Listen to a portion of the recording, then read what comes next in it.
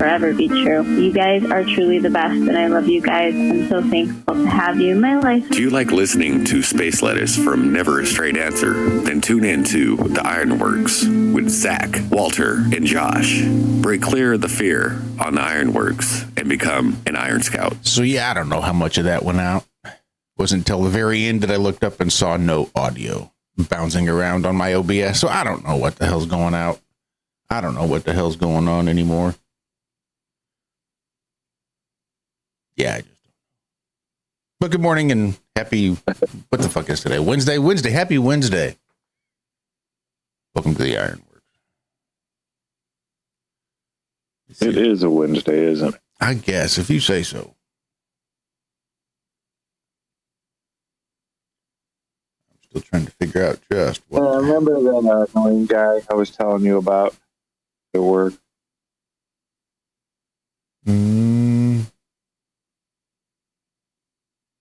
You have to be a bit more specific. Which guy? Just the one that doesn't shut up. Oh, yeah. Him. Mm-hmm. Well, Monday, remember I had a great day planned, going to work with these two guys I like, but one of them called off. And guess who came out to work with us? The guy that talks a lot. Yeah.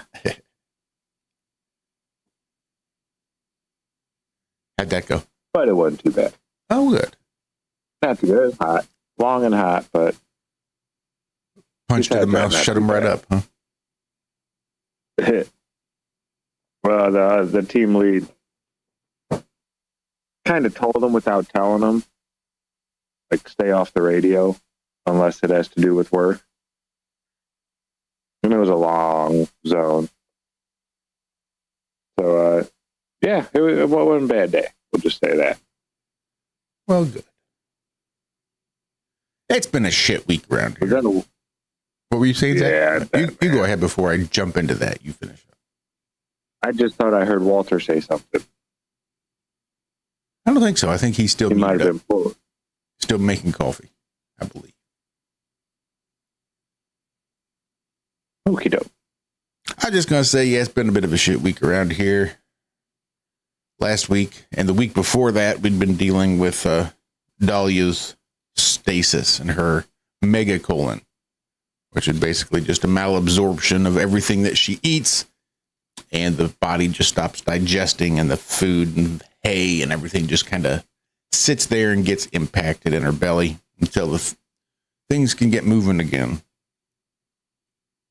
And because she's got this medical condition, megacolon, we understood it's an issue, right? It shortens their lifespan, and it makes eating and it makes stasis specifically kind of dangerous because it's so common and it's so hard to get it jump started and get that digestive system rolling again.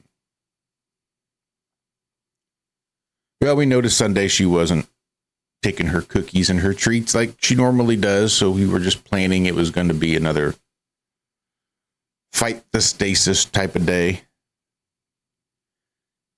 Only she wasn't really responding very well to any of the treatments that she usually responds to and was just going downhill quickly, so we had to take her to the emergency vet, which isn't always easy because it's a rabbit, so you've got to find not just a vet that handles exotics, but you have to find an emergency vet that handles exotics and all that good stuff. But we found one, got her up there.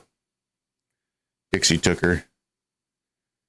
And probably 8 hours later, she called me and told me I'd probably want to come up there if I wanted to tell Dahlia goodbye. So, yeah, my son and I went up there, and she was just so impacted that there really was no recovering. And she was just fading fast. So we helped her cross that rainbow bridge, and we are now down to 2.5 pairs. So things have been pretty quiet, I don't even know what the word I'm looking for. I don't know. Melancholy? That's a perfect word. Yes. The house has been melancholy since Sunday. And Dixie's doing better. She was pretty torn up. This was the bond mate to like her bunny, Benny. And Benny was having a bit of a time adjusting to being a singleton again and not being having a bonded mate. But again, he's Dixie's bond, and he's pretty well bonded to her. So we'll see how he does. He may or now, can he bond to another rabbit? Oh yeah, well probably.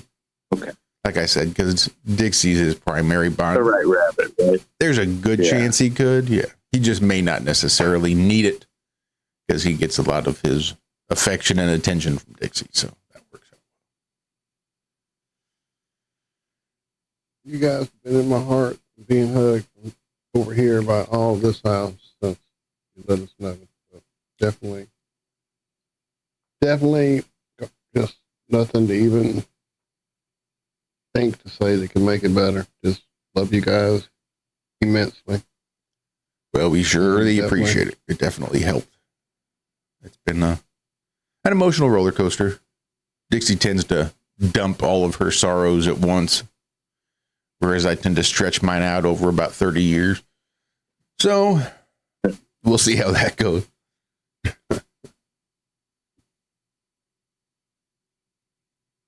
How about you, Walter? How's your week been so far? A little bit MG-ish. Not every day, but the last 2 days have been a little off. Just weird. I don't know. Hard to explain even. But I know it always balances back out. Most of it's probably just not sleeping well. And that's always the worst enemy now, is not getting enough sleep. Recoverable sleep. She's not coming back. I'll put her back on when she shows back up over here. What are you after? I bet it's a napkin. Napkin? Is it a napkin? It's a napkin. Here, give me that. We played Pictionary, actually, Sunday over at Haley's house. Her birthday was last week, so we went over to her and John's house, and Michelle cooked for them, which was awesome. And we pulled out Pictionary, and of course, everybody, like every turn, that's how we all started. Joker, it's a Joker, it's a Joker.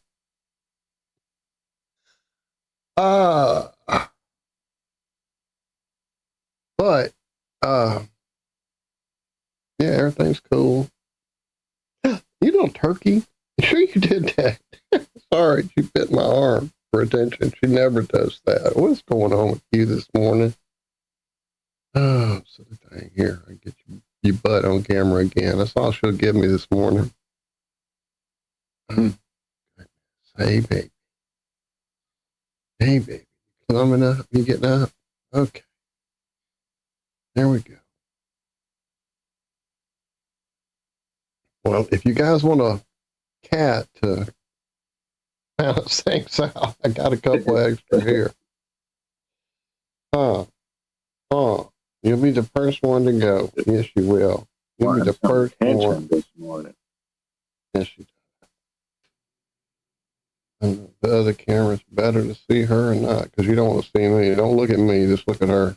Oh, yeah, right. She's right in the dead zone. And of course, now I can't reach up and adjust either camera. Here, there's more of her butt. Oh, I said a girl. Hey, Dad, don't say butt. Call them my biscuits. It sounds better.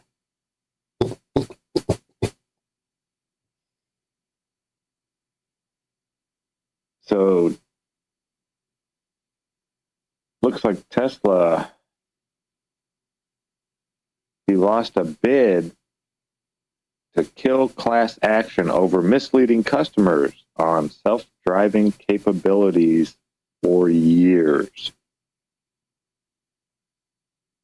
Yeah, apparently, I guess, I've been waiting for this to happen. Like, you don't get to say, my television is going to be a 3D hologram emitter in 6 months when I give you this little thing. I'm going to sell you a turn it on. $5,000 holodeck, and you can totally immerse yourself in whatever show you're watching, and you become part of it. It'd only be $5,000. Thank you very much. Yep. Reasonable. First one on the market ever. But then a decade later, when it's still just sitting there on the table looking like a flat screen TV laying down, not producing any holodeck, yeah, people might start complaining a little bit.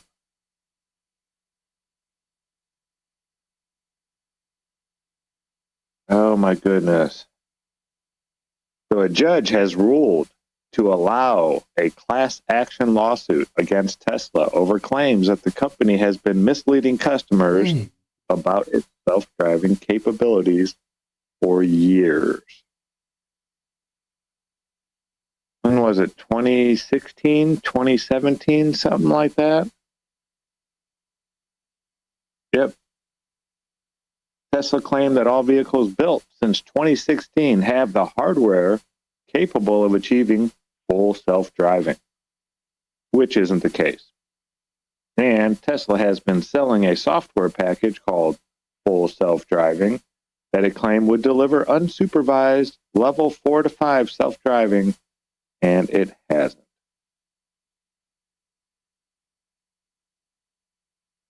Okay, and then it goes on and explains more and blah, blah, blah, blah, blah. Okay, the class action was certified with 2 different subclasses. The first one covers just California residents who purchased full self-driving packages between October 2016 and May 2017. And the second covers full self-drive owners who opted out of Tesla's arbitration agreement between 2017 and mid-2024. So if you bought a Tesla in between those years, I don't know how much they're planning on. These class action lawsuit, was everybody going to get like $30 or something? $100? We'll see. Except for the $790 million the attorneys made. Yeah, exactly. That's who's going to get paid.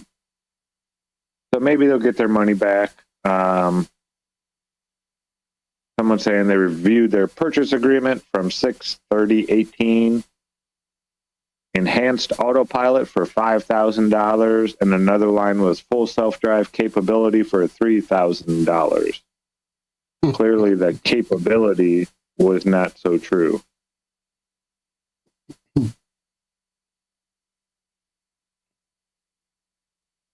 Yeah. They're saying it'd probably be cheaper just to give people their $3,000 back.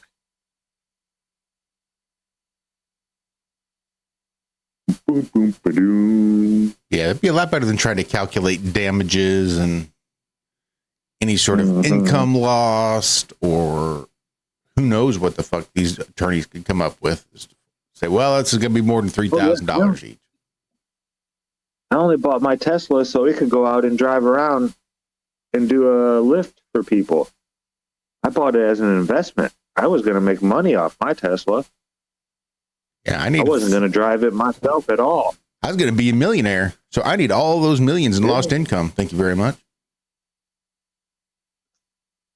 Since 2016, I was going to be working as a taxi service. That's what my Tesla was going to be. A full self-driving taxi service. Somebody's already come up with that idea. I guarantee it. These lawyers are crafty.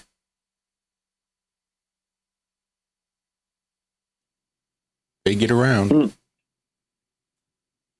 A retired Ford worker, his wallet was returned after 11 years, stuck in an engine.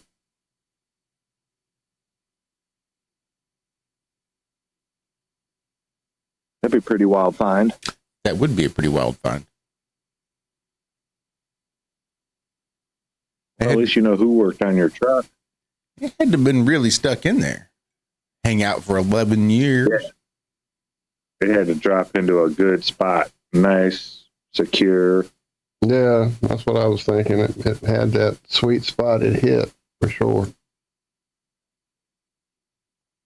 I don't know. There's so many. I don't know about where you guys live, but there are so many trucks here.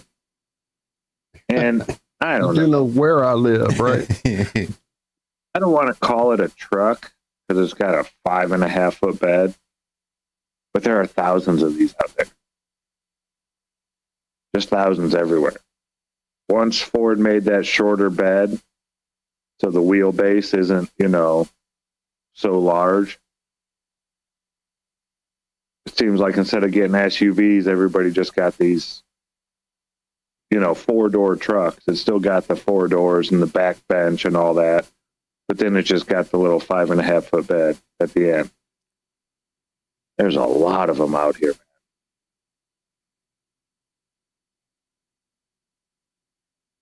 Remember, once upon a time, an extended cab was like high-end truck.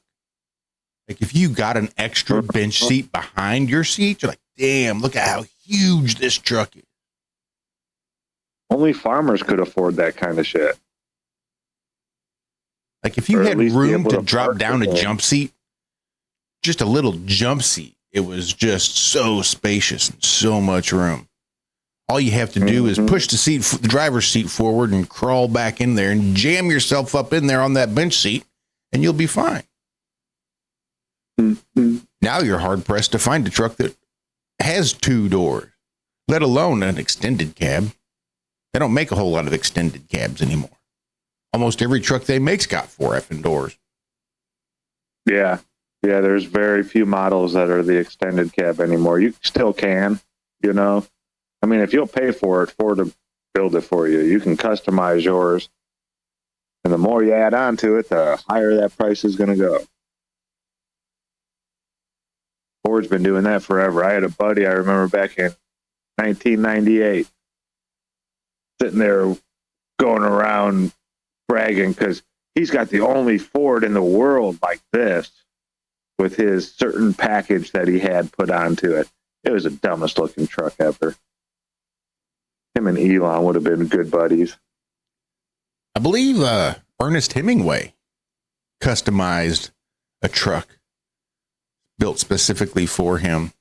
One of those little travel trucks, the kind you used to see where the travel trailer part just drops down and sits in the bed of the truck and kind of extends up over the cab, one of those old styles. I think he had one of those made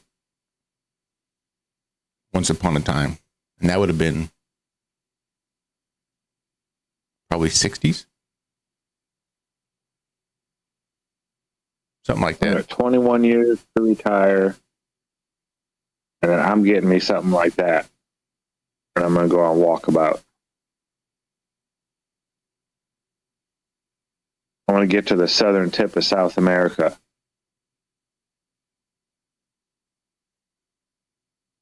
You know how hard that is?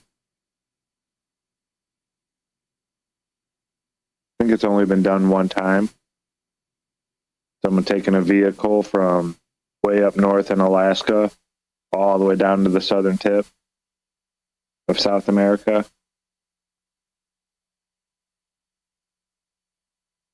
There's like I forget how wide it is. I think it's over 50 miles. I think it's like 250 miles. There's a jungle down there. Right where it runs into South America and turns into South America. I'm pretty sure that's where it is. And no one's ever been able to build a road through there. Nobody's ever built a road through there. Land Rover back in the day did a thing where we're going to be the first people ever to drive from the north to the south. And to get through that 250 miles, it took them like months. And they've never attempted it again. They went through like 3 Land Rovers. And parts being shipped out there and this and that. And they had to float it down rivers and all kinds of, it's a real dense jungle.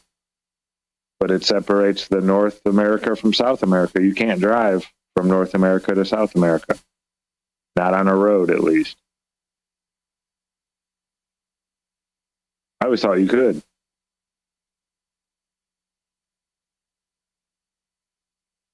It would make sense. And I'm sure there's lots of people out there would look at a map and say, well, it's all connected. So all you got to do is drive. You can drive. See? No big deal. Just go. Just do it. Just drive.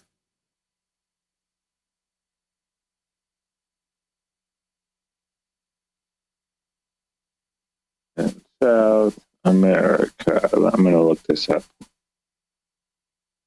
Yeah, the Darien Gap is called. Remote and roadless area of rainforest on the border between Panama and Colombia. The only land route break in the Pan American Highway, making a significant geographical and logistical barrier. It's known for its dense jungle, swamps, and challenging terrain, posing a significant obstacle for both humans and wildlife. Now, you would think, okay, maybe we won't go right through this jungle, but maybe right down the coastline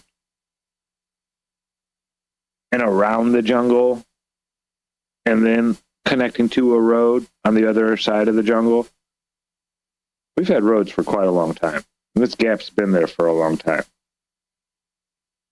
I'm thinking this is more of a, let's keep these people here and we'll let other people come here, and we just won't let them interact with each other this way.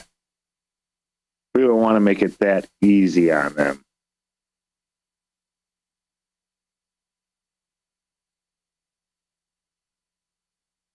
So it's 60 miles.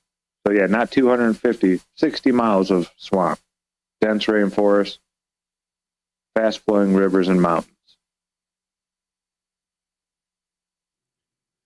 This reminds me of something I was thinking about. Well, some last week, some as recent as yesterday. Because you get to thinking about like that big old megalithic wall up in Montana and all the weird shit. Like Sage Wall. Sage Wall, thank you. All that weird shit that's in the Grand Canyon. And you think about the explorers and the frontiersmen that came and explored America for the Europeans. They landed on the East Coast, so the East Coast was pretty well populated, but the dividing line was basically the Mississippi River. And to explore all those lands west, they sent out an entire military operation. Like, I'm thinking, how much of this megalithic structures or these state capitals, buildings that were may or may not have already been here, would they have had to have run across if those buildings were already here? What kind of discoveries would have been made by Lewis and Clark that just gets buried because Lewis and Clark was a military operation? Come on, Josh. The military tells us about everything they find. I think it was Meriwether Lewis.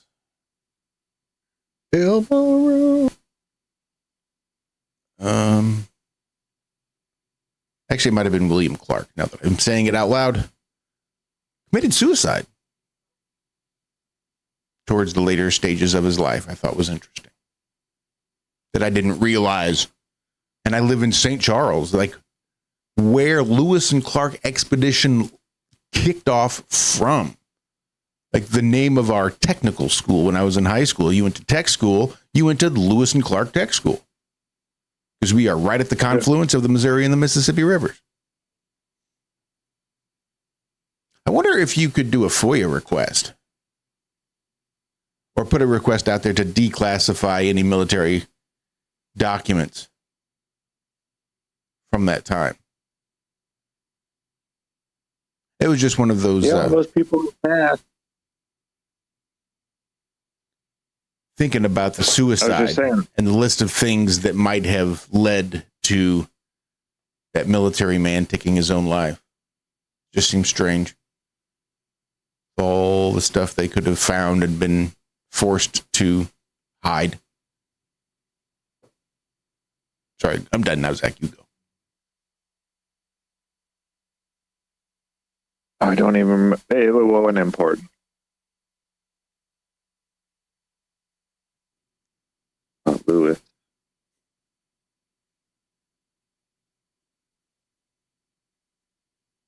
Yeah, I could just imagine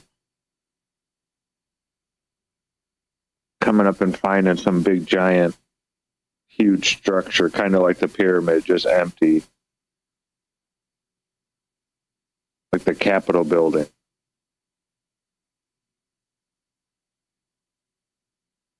What was that movie with Bruce Willis? Die Hard. 12 Monkeys? Day of the Jackal. Jackals. Was Day of the Jackal? Hudson I Hawk. know, there's a bajillion of them. Oh, God, that was great. What's the one, Hudson Hawk, where he's the cat burglar? Mm-hmm. Oh, wow. You dug deep in the bag for that one. Woo. If you like to swing on a star. Carry moonbeams home in a jar. You'll be better off where you are. If you Or would you swing. rather be a fish?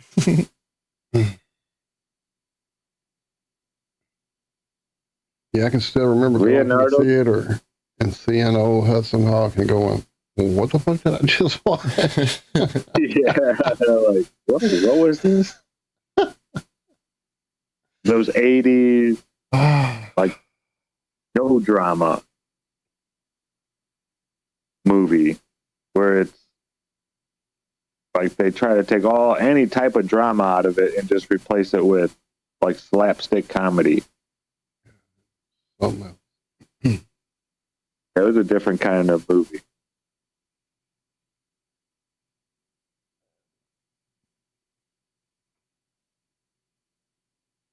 Something about Leonardo da Vinci and his flying machine being recreated.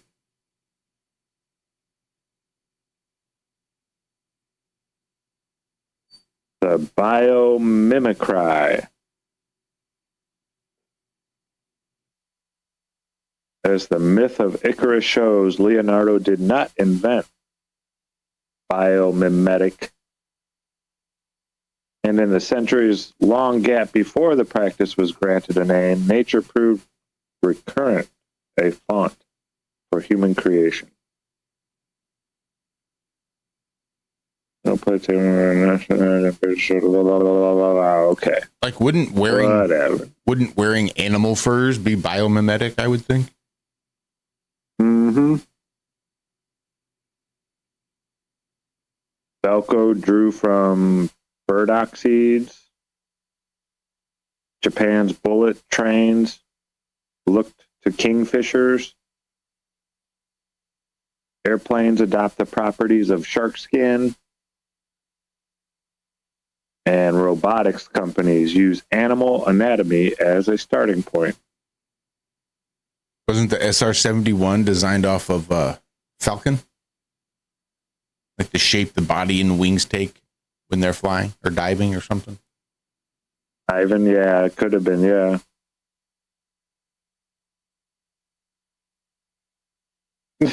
A quantum device that detects all units of electricity at once. What does that even mean?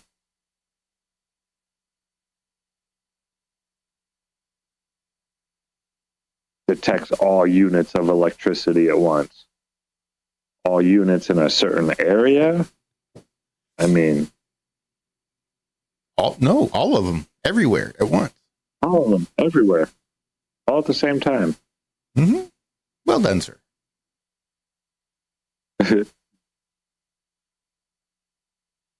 A single quantum device could define all three units we use to understand electricity. you have your amps, your ohms, and your volts.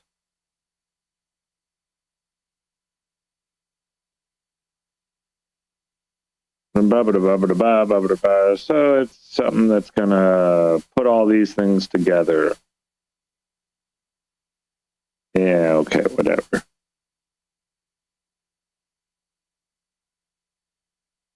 Now they're using drones at the border to watch for migrants crossing.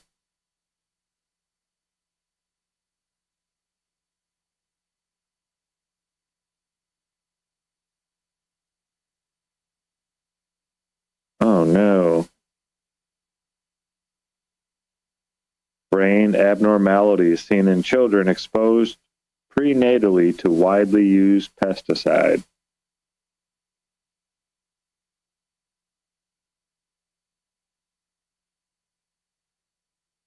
So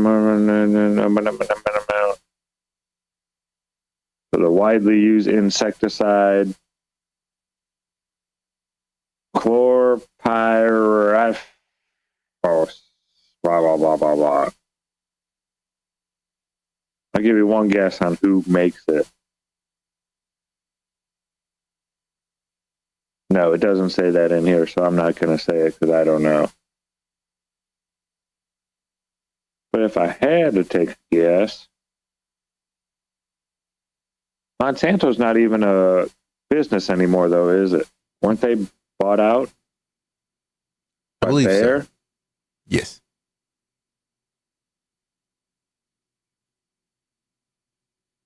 Sorry, I'm trying to read through here. Yeah. I don't know. Maybe spraying stuff that kills other biological life forms on the food we eat isn't the greatest idea that we've had as a human race. I'm just saying. Yeah, but there's so many people in the world, Zach. There's no way you'd be able to feed them all without large mass farming the way we do it. And it's just no way to make it profitable unless you can financially keep weeds and pests under control. Yeah. No, bullshit. We throw away enough food to feed the whole world in this country alone every year. Call them bullshit. We don't need all that food when we're throwing away over half of it. Maybe if we would work on distribution things and stuff like that a little bit more, or maybe making food a like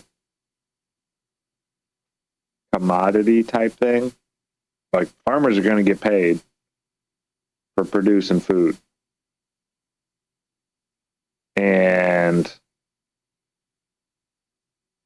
I don't know how to do it.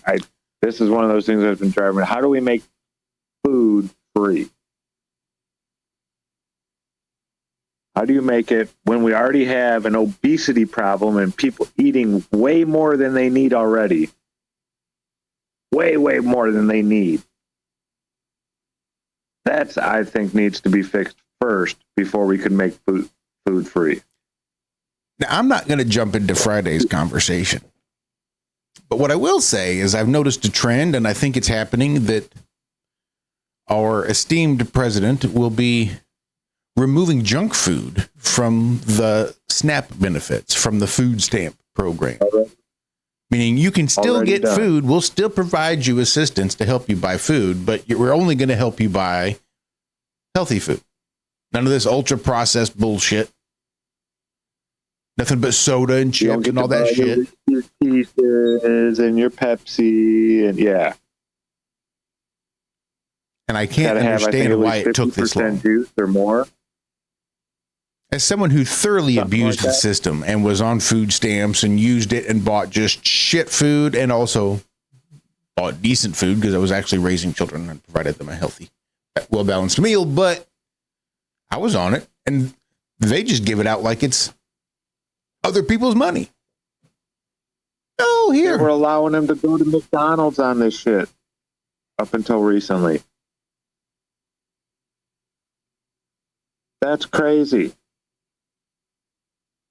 I think if you see gas stations offering fruit, I believe that's an attempt to get recategorized so that what they sell will qualify for the EBT as well. I think that's right.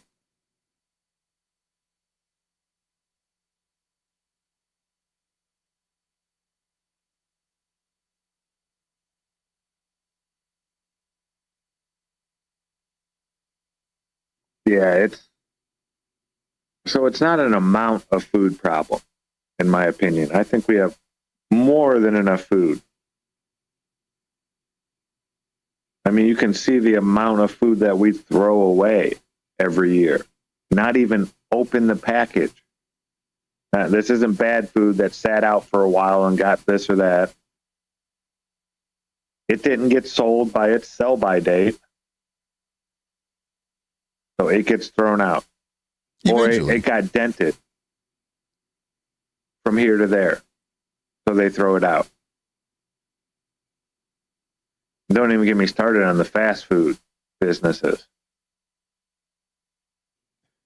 5-gallon buckets full of patties and, just 5-gallon buckets of protein, pretty much. On the bright side, McDonald's is pricing itself out of the business.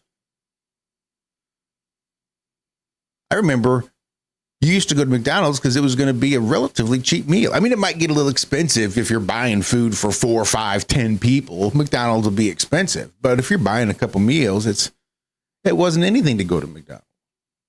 Other than a pain in the ass. And again, probably not the healthiest. But even in the 70s and 80s, it was still relatively cheap. Now it's like $10 for a meal. Like $10. That's ridiculous. I can still find restaurants where we'd spend the same amount. Whataburger. You can go to McDonald's or you can go to this restaurant and sit down and have a meal and be served. Leave a tip and it's about the same price. We drove through Whataburger the other day and I just wanted a sandwich. I had a drink already. We had been around town and gotten soda somewhere else. And pulled through and got to the window because it was one of those, pull around for your total things. It's like 12 something. I'm like, no, I didn't want the meal. I just wanted the sandwich. It's like, no, it's that is the sandwich. I'm like, oh, and I just pulled away. I just laughed and pulled away. You all done lost the spot. Oh, I see. Yeah. You have got me fucked up.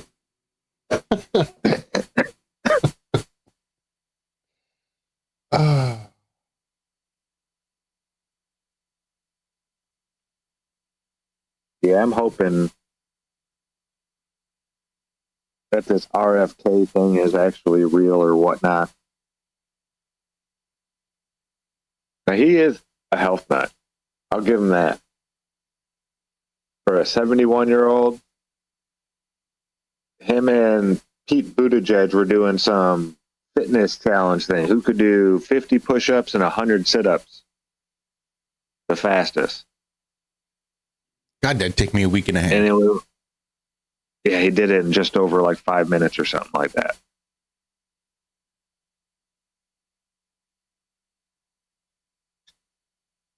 That's pretty impressive for a 71-year-old.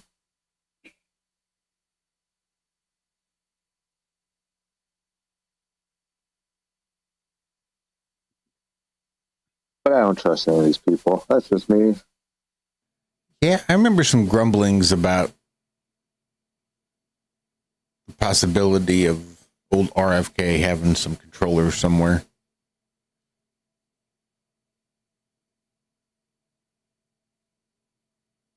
I mean, he spent his whole life in the political realm. Mm-hmm.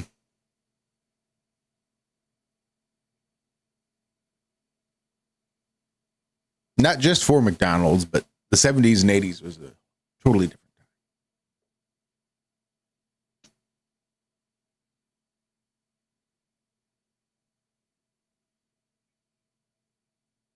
Did you know that just a lot. catfish Sorry, goes back. Oh, what? What I was Walker? agreeing. I said, yeah, just a lot about the 70s and 80s being a different time. Can you I imagine think we're still in that experiment. how quick it would like be before like the neighbors called them or they just showed up because the camera outside on the street light showed them that, you know, your kids are coming home and opening the door for themselves and hanging out for a few hours before you get home from work. And you may not even be home when mom got home because you've gotten all your crap done and your homework is finished and you've eaten a snack that you cooked on a gas stove, you know, by yourself. And now you're out on a bike with no helmet, no knee pads. You're jumping fucking ramps you're making with cinder blocks. Throwing Lighting on fire. railroad spike down the road back and forth towards each other to catch it so you can throw it back the other way and watch the sparks bounce down the road. Yeah, 70s were a different time. For sure. Just imagine how blatant government corruption probably was prior to the Iran-Contra. Prior to people being, before they said, hey, look at the government and the crooked shit they're doing.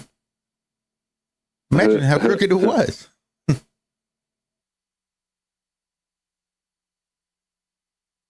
Politicians smile.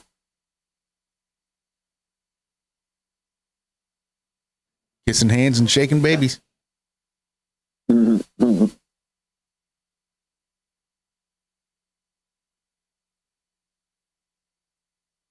So catfish have now been seen climbing a waterfall for the first time ever.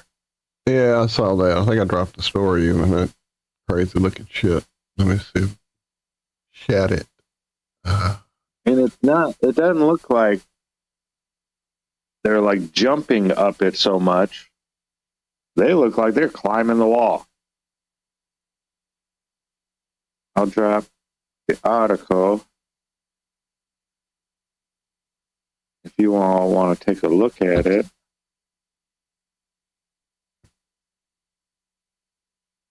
Come on. I don't want a QR code. Just let me copy it. Thank you. What have I done? Got that to all you in chat there. Yeah. It looks like Bumblebee they're climbing catfish are a new type of catfish for me. We don't have bumblebee catfish down here in Louisiana. Mm-mm.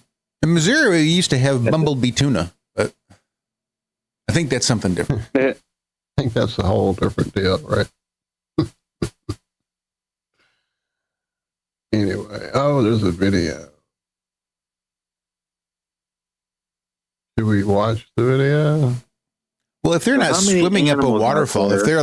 if they're free climbing, like it's El Capitan, yeah, let's fucking watch that shit. All right.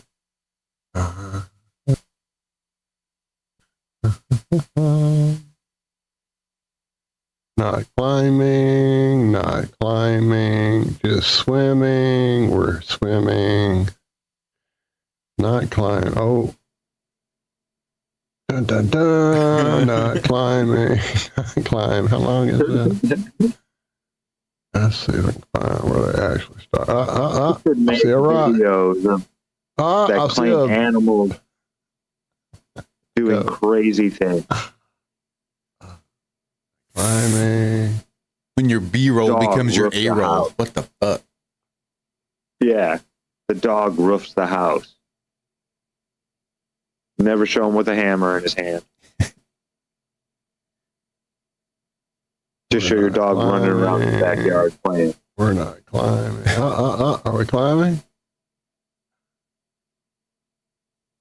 Well, they're kind of climbing. Huh? Oh, that's climb. That's pretty. That's climbing. That's climbing. fucking free climbing like it's El Capitan. Hell yeah, they are. Mm-hmm. That's pretty impressive. Tell you what. Pretty nuts. Something about that reminds me of my ex-wife. I'm not sure what it is.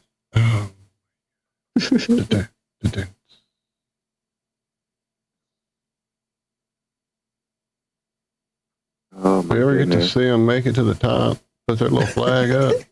No, they all died, but cool. Still cool to watch them climb.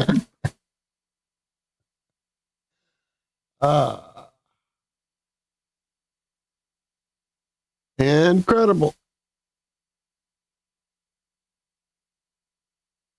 So how many animals out there are doing things? Because I doubt we just discovered this species of catfish. Well, we might have. But how many species are out there doing shit like this every year, and we're just haven't been in the right spot to see it happen?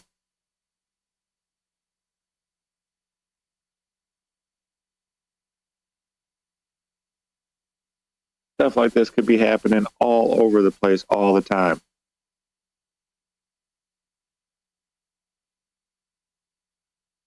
Not gonna see it inside looking at a screen unless somebody else goes and sees it first, right?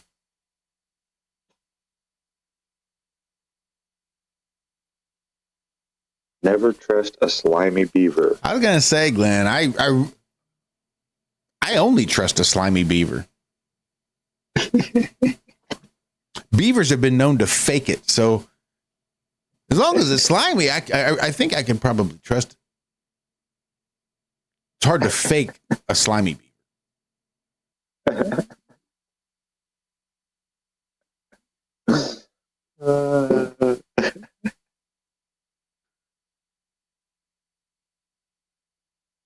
Man. Monday we were out right on the road, right along the highway.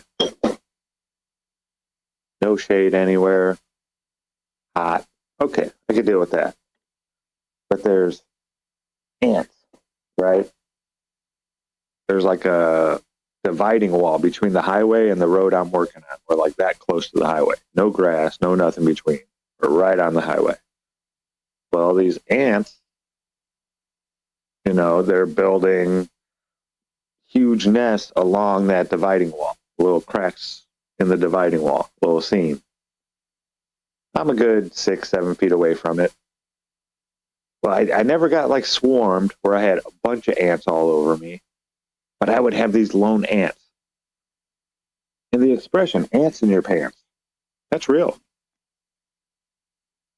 Just letting you know, that's a real expression. You do not want ants in your pants. Was you dancing around, directing traffic in all sorts of crazy directions? A couple times I did a couple dance steps. These ants, it doesn't hurt horribly, right? But I'd get bit like on my thigh. Ugh, hit my leg and rub it, whatever. Can't be out there in the road pulling my pants down. Well, one you come can, along my just belt one time, line. though. Right along my belt line. Ooh, I got that one. Pull it down. Found, get out of there. It was just random. Every, 20 minutes, half hour, all of a sudden I'd get a, ooh, what's that? Well, I'm bending down to pick something up. This ant bit me right on my balls. Oh. Ooh, I was mad. Oh, they found the berries, Brian. They found the definitely berries. found the berry. He got me twice, and I didn't care. The hand was That's going weird. down there. I've never, ever heard of an ant getting that high up before they bite you. Yep. He was like they were on my belly line. Like they couldn't. I mean, they might have been on my back. I don't know. I was out there for about 8 hours. But yeah, that was not fun. Ants in your pants will make you dance. Like the pirates of Penzance.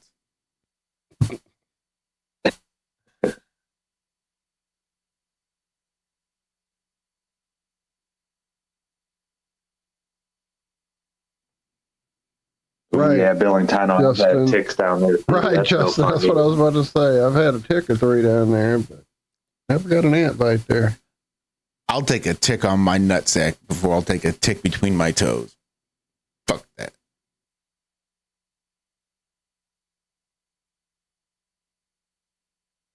Not a fan of ticks.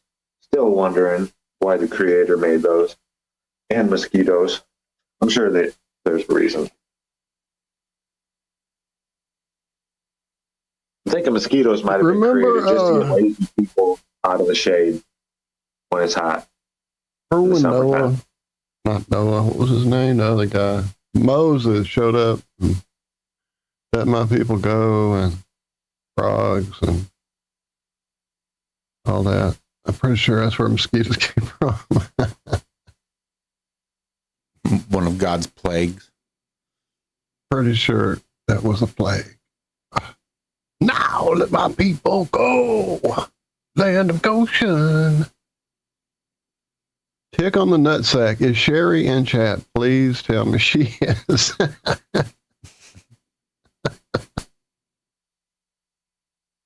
If not, then I have to change all my passwords today.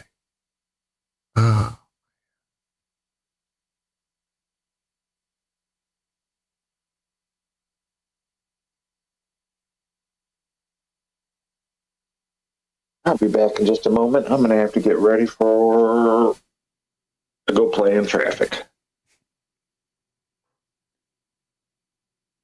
See, getting hit when I was younger, playing out in the road twice. I've been preparing for this for a long time. Certain type. Okay, so Regina says a certain type of tick on your sack can paralyze until it's removed. Now, see, something about that reminds me of my ex-wife.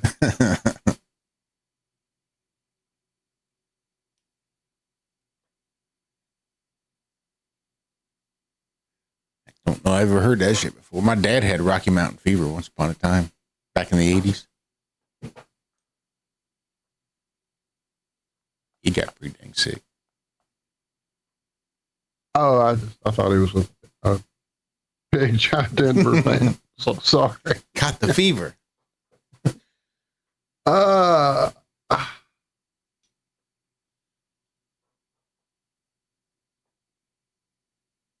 First duct tape on top of socks. Interesting. I've heard that.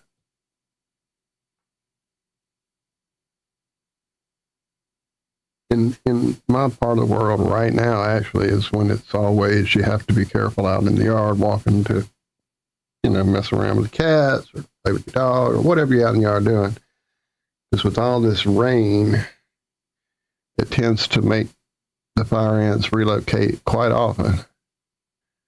And you'll suddenly realize, 3 burning bites in that you've stepped in the wrong spot. And since I wear flip-flops, well, not flip-flops technically, I guess they're clogs. They don't have the little toe thong. But I pretty much wear those unless I'm out there grounding. And I usually keep an ant bite or 3 around my feet. Keeps me grounded. That's what it does. Keeps you humble. Reminds you of your place in the world. Exactly. Just Exactly. Eternal host for parasites of one form or another.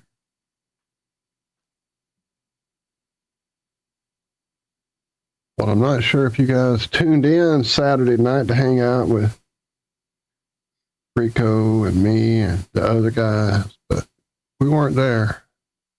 I was going to say, no, I didn't, but I didn't even see it pop up on my notifications. Yeah. And I know that I've got the all bell notification hit for tinfoil sombrero. Unfortunately, Rico was a bit under the weather to the point that he asked us all, could we reschedule to this Saturday?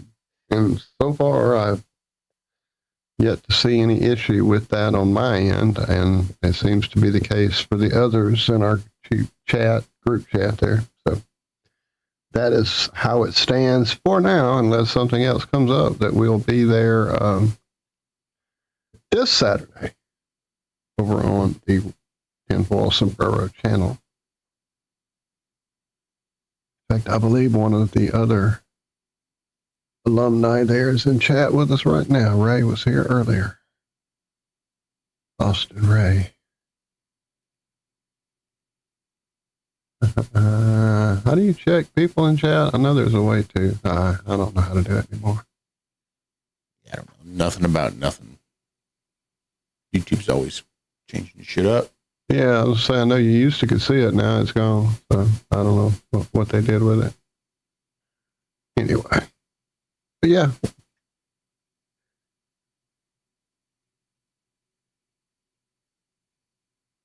That'll be Saturday. Saturday.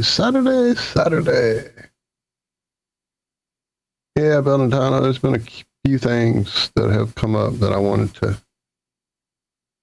play over the last few weeks since we've stopped doing song breaks. But the new Deftones song was one of them for sure. And then day before yesterday, another new song off the upcoming 21 Pilots album is out. It's called Rum Show, and it pretty much slams.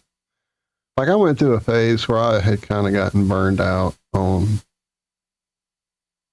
the two young lads there, just overexposure and ticket costs, both of 3 times or whenever they came through, that I could have made it to a show other than, selling a testicle to afford it, because my God, the ticket prices were ridiculous and still are. But that song does slam. Yeah, I saw the Red Clay Strays were going to be playing here up by me next week after. I got all excited until I saw that they were wanting $150 a head. Right. Yeah. And that's before the fees and taxes and all that good stuff. Absolutely. Yeah, Jay Bill is pretty awesome. He said he's got it queued up to listen to later. I had headphones on, and it definitely was good stuff.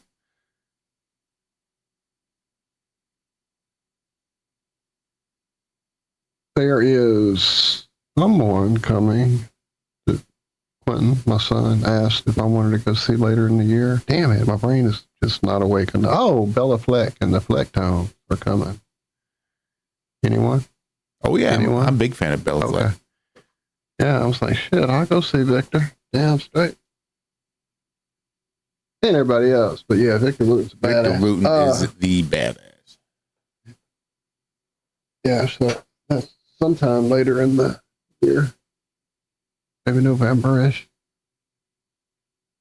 Something like that. If you've never heard the amazing instrument of a sitar crossed with the banjo, Right. definitely check out Bella Fleck and the Flecktone. Right. Hi. Back. Well, I was going to turn on the back camera while she was behind me, but she's already in front of me. I don't even know what camera I have going anymore. Yes, kitty cam. Hey, crazy girl. He's the only one here this morning. I don't know where Pender. Well, I better not say his name out loud. He'll be here. So he does usually only show up about 6:15. It's almost feeding time. That must be when his belly clock is set for. This one though, she's been under my feet since I walked out the bedroom door. He's usually the one late. Excuse me, coffee hitting me. He's usually the one laying outside the bedroom door. Every time, well, I say every time we come out, hell, pretty much all the time, that's where she lays, is by our bedroom door, just on the off chance that on the way in or out, we'll lose track of her long enough for her to sneak in there. Badness. Badness. But yeah, she's been underfoot since I woke up. Feeding some daddy, Feeding some daddy. Yeah. Well, some grooming right now, it would seem. I have set the appointment to go get Jones, the new outdoor orange tabby, dealt with with his biscuits coming up, I guess, first part of the next month, because that place is always weeks out when you call to get an appointment. But we're working on getting them that way again, because right now we have 2 males out there that are not fixed. Him and the black and white boy, who has now been named Socks by Michelle. For now, till we get him out of here. Hopefully, getting them fixed will calm down things. But him and the 3 I had out there already don't get along well. Like, he's a big male, number one, about twice the size of everybody else. And he's very street worn. I've been out here, it's my place, that's my food. He's very that way about it all. So it's getting time to deal with him and get him somewhere else quickly, because it's making my boys stay away from the house during bad weather, miss their meal times because they're worried about him taking it from them. So then I have to figure out how to feed them later when they finally show up, away from his interference. So yeah, it's become stressful without a doubt. But the first step is here. So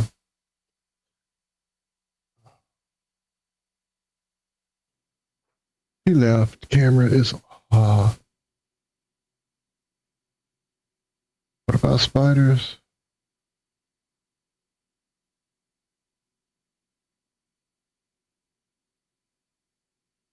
Critter catcher. Okay. Oh, spider in the bathtub. Fun times.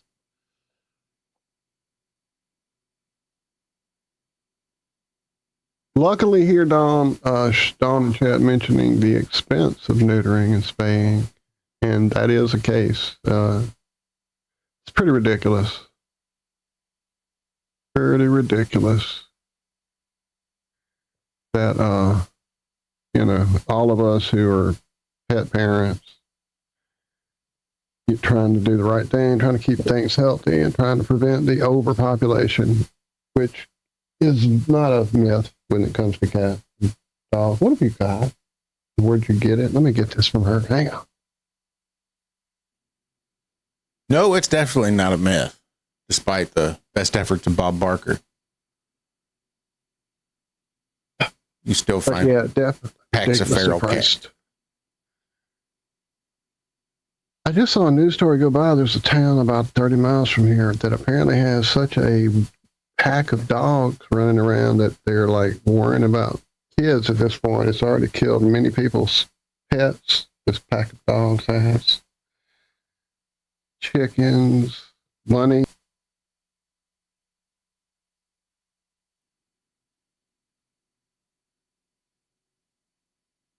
Yeah, that's nuts. Yeah, they don't. I didn't realize she mutes me. Get out of hand. If they're in Indiana, farmers, you see a pack of, 4 or 5 dogs come roaming out of the woods, no owners. They're treated like coyotes. Like they just shoot them, shotgun, Right. boom, blow them up. That's it. They're not going to let a pack of dogs, they'll do some damage. They'll kill a bunch of livestock. They'll kill all kinds of stuff. Yeah. Well, they're definitely an issue, and they've repeatedly called the local authorities there, the story said, and they're being told that they don't deal with dog issues, they deal with crime. Like, cool. Good to know you guys serving and protecting.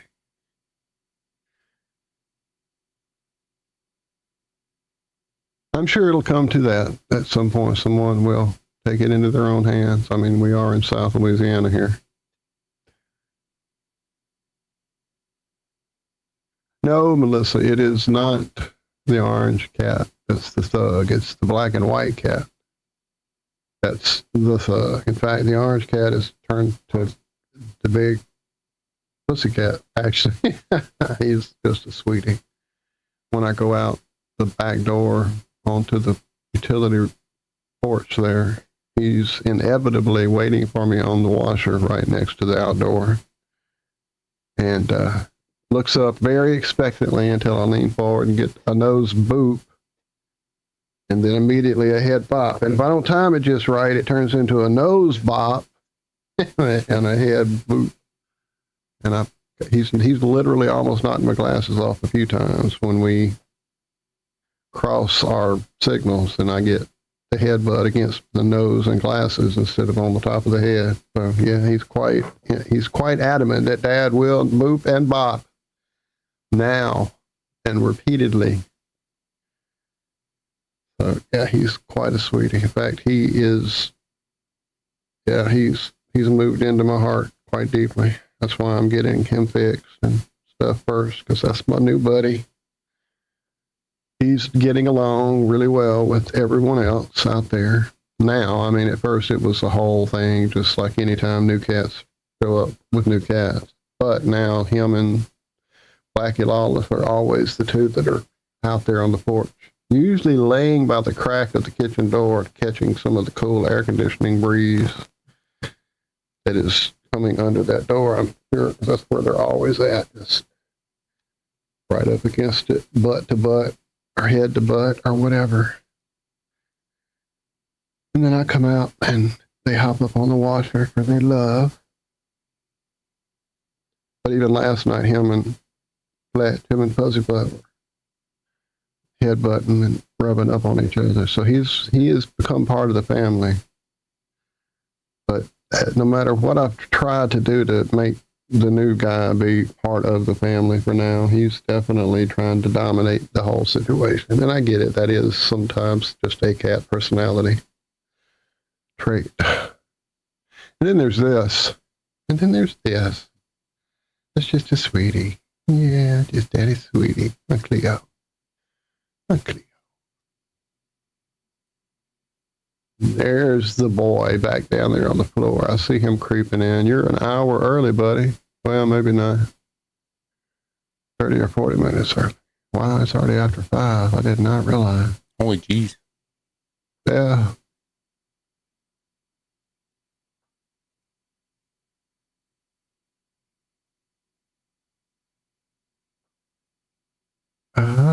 You must be talking about killing spider.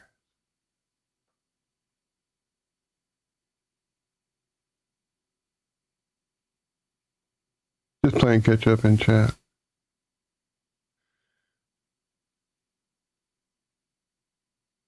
Yeah, Don, I've come a long way in my journey. A lot of it thanks to Zack with spiders and I. Back to the point that having watched a few videos of someone doing it pretty insanely, I have attempted to befriend a few little jumping spiders that I've come across. One of which was kind of skirting around my kitchen sink area, and I actually got him on my hand that's attached to my body through my wrist and arm. I did that and took him outside because I didn't want him to wind up getting washed down the sink. And then I'm sure another one, because it was a week or two later, and I know their lifespan isn't very long. There was one on the faucet area while I was getting the cat's water outside, and I played around with him and tried to get him on my finger, but he wouldn't do it. But he was cool.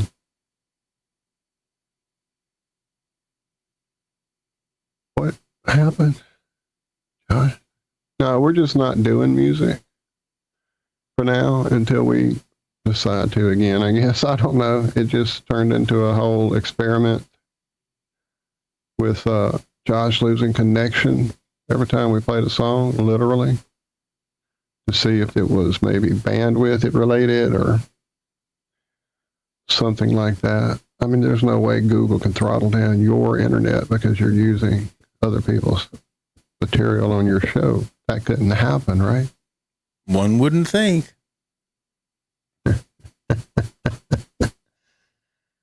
Unless they're listening in through my IP, come in through the router, and that way they can just control it all that way. Just Daddy. What happened?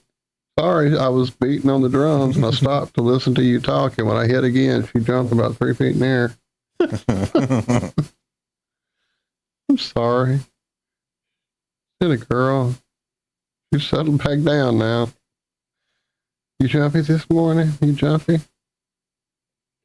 But yeah, we did take a break from the music, unfortunately. We might give it a try. Maybe for Friday's show and see what happens. It's all still in my brain. Like, I've got Hank Williams Jr. Attitude Adjustment pulled up, knowing I'm not going to play it, but there it is, right there on my effing screen. Ready to go, right?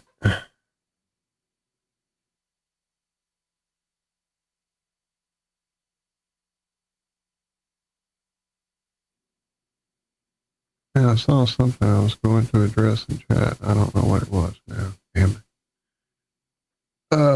Sorry I'm so groggy this morning, guys. I'm definitely wishing I had a little bit more sleep this morning. Yeah, me too.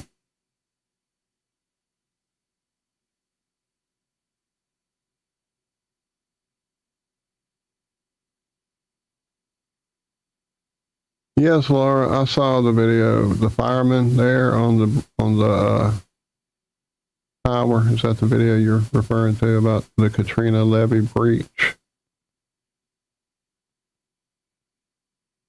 But I also have somewhere in my past, probably what, 6 terabytes at this point, 4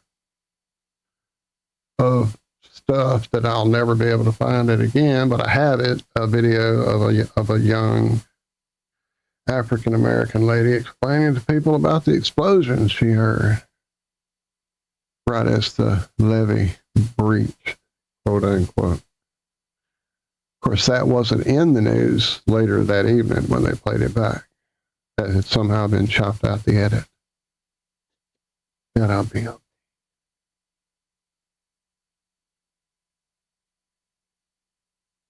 Oh, I'm caffeinated. Don't you worry. I've already got a whole coffee down me, but I'm not going to drink another one because then I'll not get back to sleep like I should.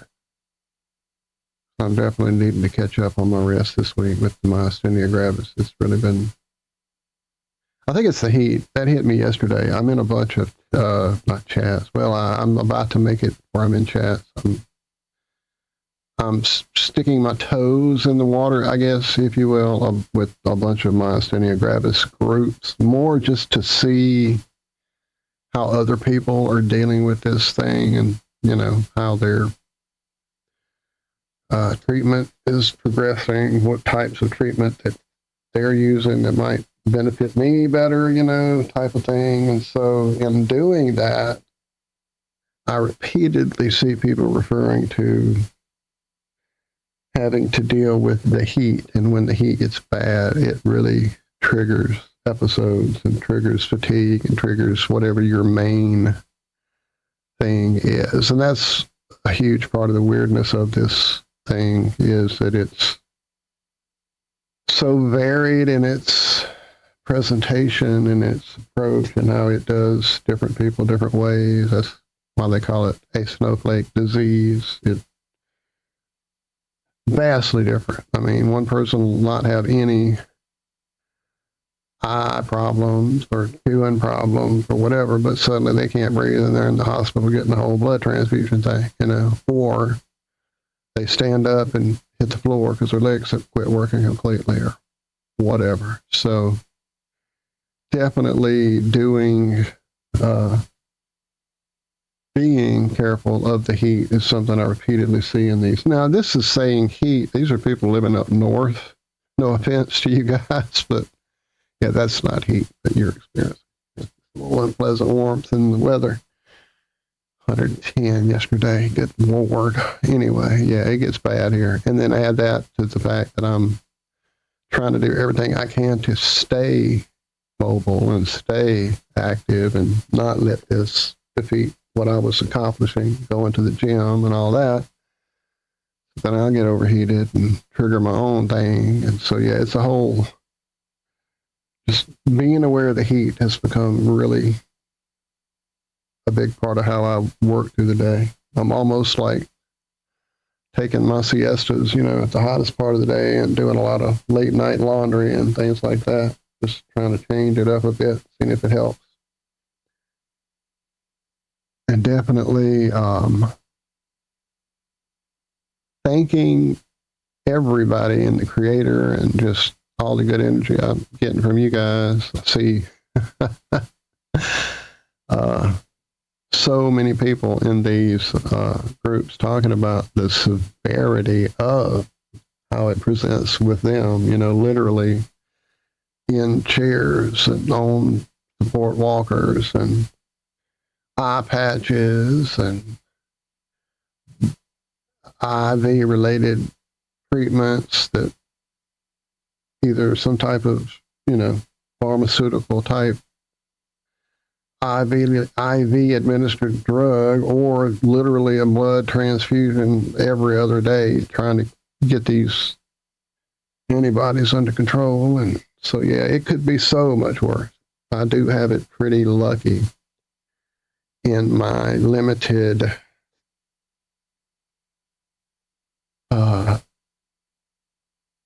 area, I guess you could say, where it's usually just my eyes, my jaw, my chewing, my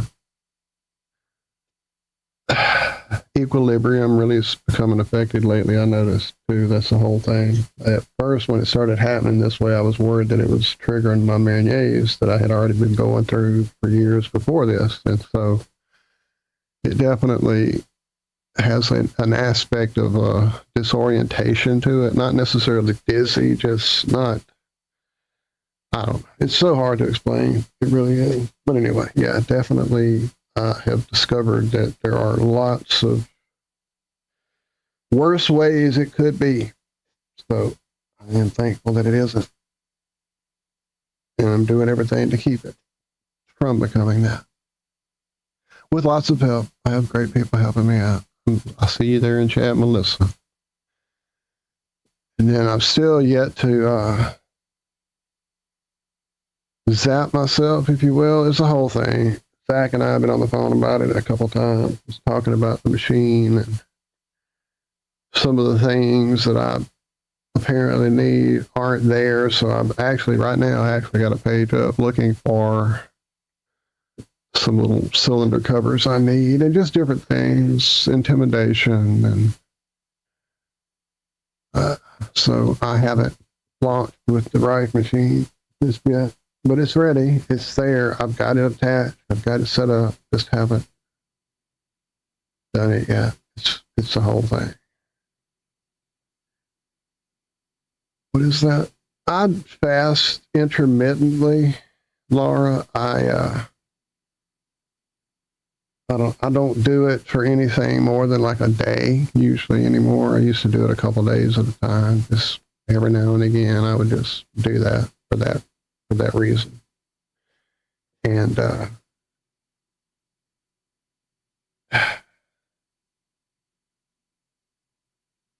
with this, it feels like when I get a meal,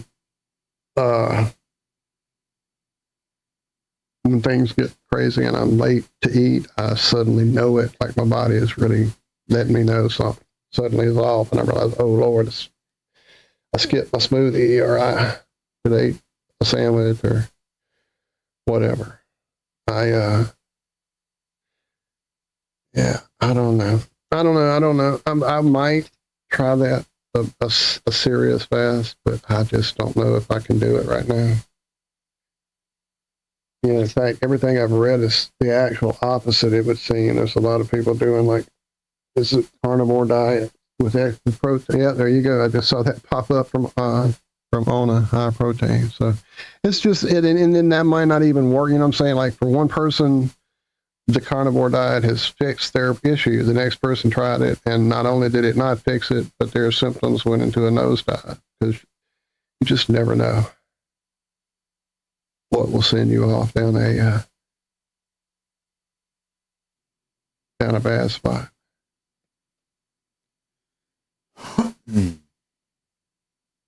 Yes, I did see that, Melissa. Actually, I think because I'm hooked into the shop app, it lets me know things are headed my way. So,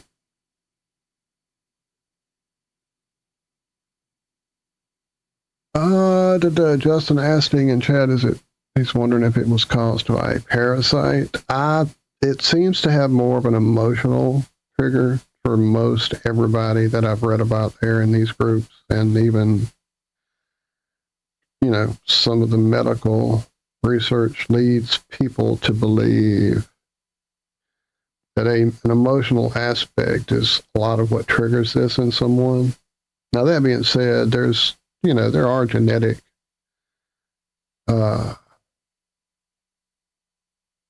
tells, markers, whatever. Like, I met a person at the gym here in town that her uncle here in town has it. And they went through they went to Houston, which is, hours and hours away, and got like their individual nerves and their brain like tested and triggered to find out what area it was hitting. And then they got genetic stuff tested to find out, like, some people are carriers in their family that have the ability to transfer it to their children, but some people, that have that ability to transfer it but don't present symptoms. And then other people who present the symptoms don't have the markers that will carry through to their children, and all this crazy shit. So there's all that.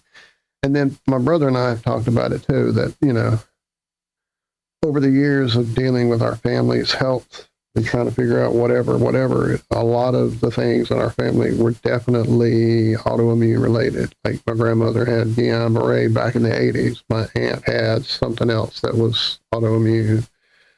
My brother had he's broke. What's the skin related autoimmune one that a lot of people have? You hear it and maybe don't know it's autoimmune. It won't come to me. It will. Shingles. And then other people in the family have had other types. And so that's what it kind of is. Like, some families, genetically, everybody gets Guillain-Barré. But other families have these autoimmune potential issues, and it presents all these different ways, as it has done in our family. And lucky me, I'll get the roll of the dice that mine is it psoriasis? Is that it? Not shingles? That might be that might be it, actually. Psoriasis. Anyway. So.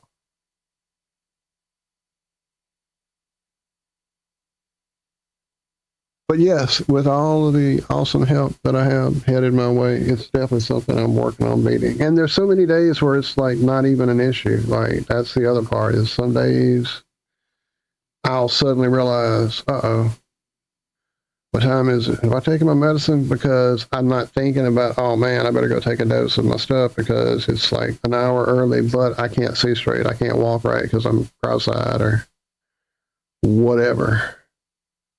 And so it'll be like 6 hours or 5 hours or sometimes 8 hours since I took my medicine because I forgot to set my watch or whatever to time it. And none of the symptoms are there to make me go, oh yeah, what time is it? I better go take my medicine. So it's, again, that whole varied, and you never know how it's going to act.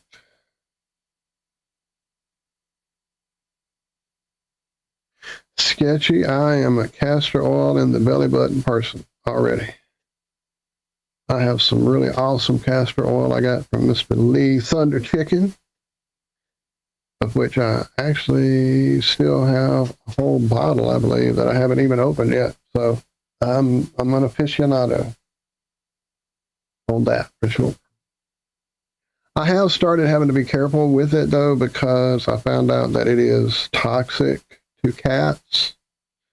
If you have a cat, be careful with your castor oil.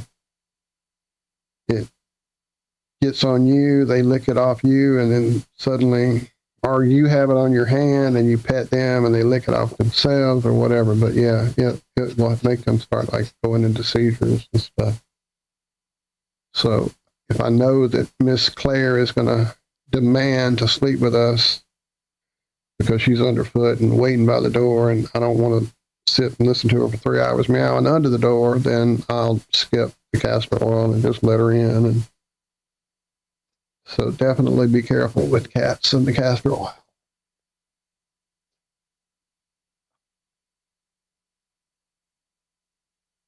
Yes, Dan. Dan is talking about when his dad passed away, he got psoriasis practically overnight. So yeah, I figure the emotional triggers built up over time between what I went through with Mom's passing, which was way more than just finding out your mother died. You know, I was heavily involved in the last months. You know, hell, I was heavily involved in the last years of her life, trying to help her get off all the medication, trying to help her not take chemotherapy, and trying to help her post chemotherapy with cannabis oils and all the things I could do to try to make the last months as tolerable as I could for her and the family and everything else that we were going through. And so that, and then fast forward to suddenly Spot, just what happened with him being an utter shock, trauma that was completely out of left field and unexpected. And then right after that, T-Turkey got ran over. And so, yeah, I think all that just kind of added up to the breaking point, and that's when it triggered for me. And then we talked about regions. I think that was Melissa I was talking to about that. My trip to South Carolina and my body trying to accommodate a new bioregion, and then coming back home and trying to readjust to the home bioregion sometimes can cause these type of things as well. So yeah, it could have been any of that stuff.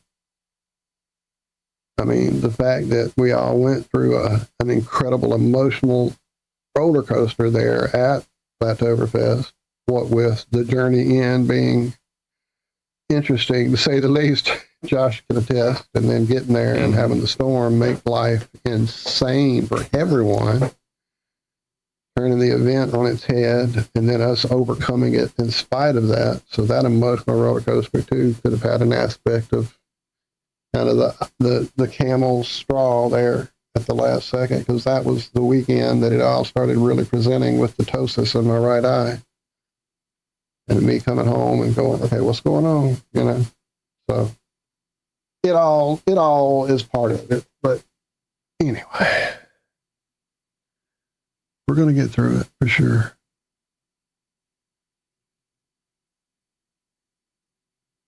For sure, for sure. Okay, good to know that, Melissa. Thank you for letting me know that there is castor oil in the comfrey, so I'll be careful with it around the cats. I'm really excited about that comfrey after you tell me about how good it is for fingernails. Hi, everybody. I have the crew. Oh, Mama, you don't have to leave. Okay. Well, I had the crew up here, but then I rattled a bag and Mama freaked out and left. Huh. Let's see the girl. Let's see the girl.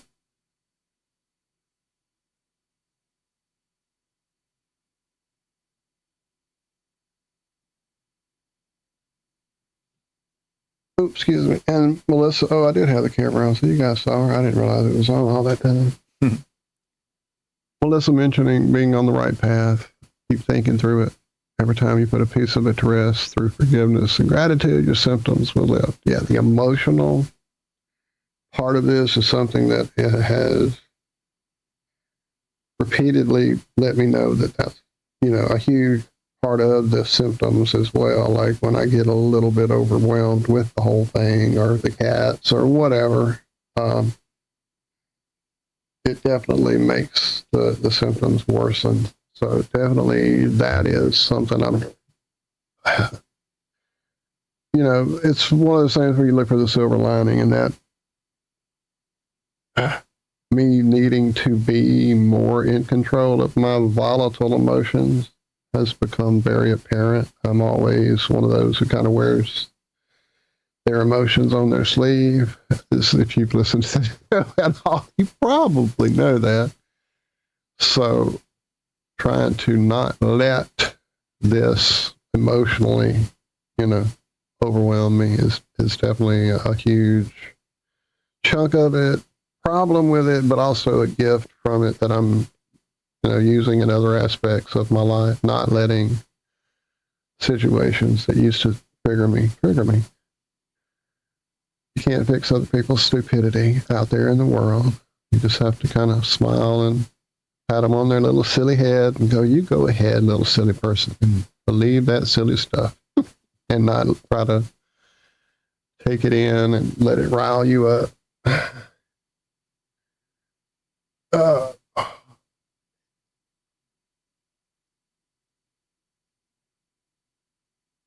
Trying to read here. Oh, some of the stuff. You guys are awesome. You guys are awesome. Thanks for hanging out with us this morning.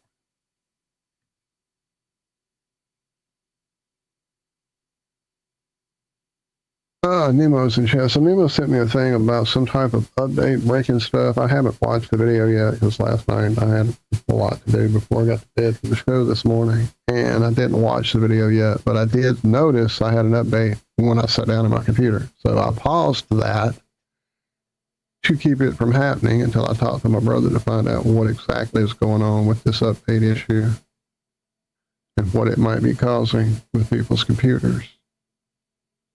But he's been a bit distracted there. Lots of changes in his life and their lives there in Oregon. So, And I'm a little worried I took it on Friday.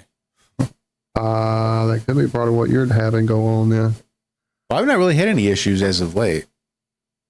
Oh, well, I thought you had audio something earlier and we first started. I think that was just something. OBS trying to catch up. Right. I was in there making coffee and I heard you saying that, so I didn't know what had happened. I think it's just my workaround because I was losing audio on some scenes and some had audio. Rather than loading up audio into each and every scene, I happen to have a downstream keyer, which just will put a scene in front of everything no matter what. So I just thought, well, if I put an audio in that scene on the downstream keyer, it should just keep the audio up front for everything. That way, no matter what scene I'm in, it'll have that audio capture right there in front. And sure enough, that seems to have worked. It just doesn't necessarily initialize fast enough when I kick everything on. So I think that might have been part of the issue was once I hit live, my downstream keyer wasn't set up to be going right then. I think it took a little bit of time to catch up.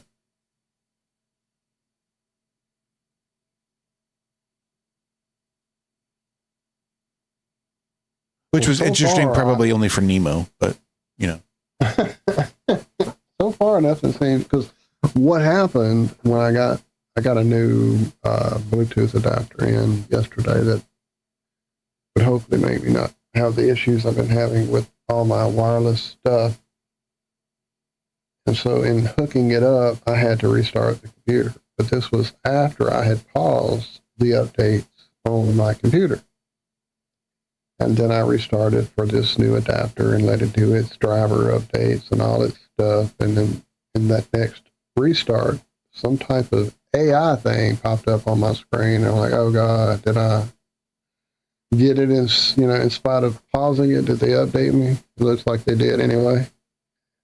But so far, nothing is amiss. Oh, so there you go. The SSDs are not even hooked up in my computer.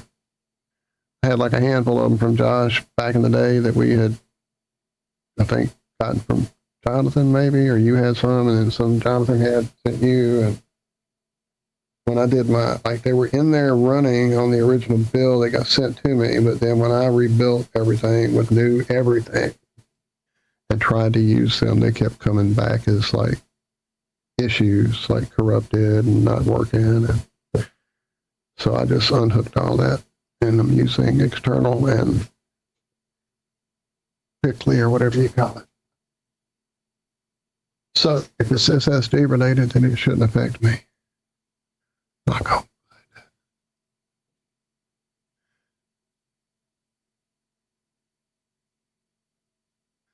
If you see a man in the day.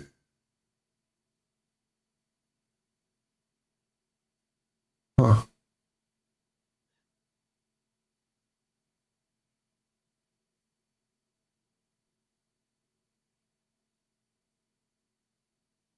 You know, Ian, I haven't forgotten about you and the mace. It's just not what I need right now. I don't think yet. I think when I get a handle on things and get myself balanced, then that's going to enhance that. I don't know. Well, we can talk about it for sure.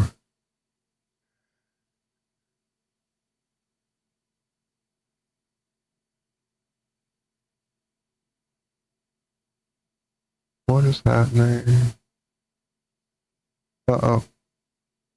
I seem to be having a problem. Uh-oh. I can't scroll. Can't scroll the chat. Can't click tabs. I may have spoken too soon. Uh-oh. Maybe they got me. Why Maybe won't they it let did. me scroll? Okay, the tabs are working now. But I can't scroll the tab. I don't know what's going on. Can I move it with the slider? Yeah, I can move it with the slider. I just can't scroll it with my mouse. Huh.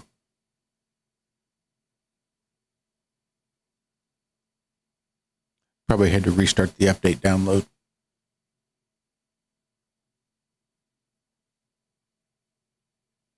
Most of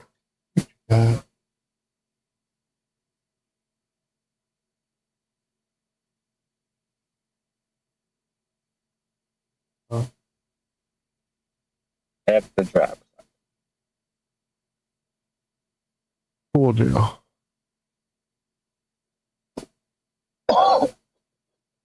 I'm hoping they're working. I'm going to look on one of those polls.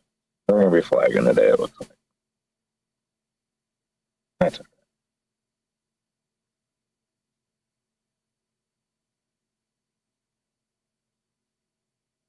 Unless we're working with Pike. No, we're working with Sumter.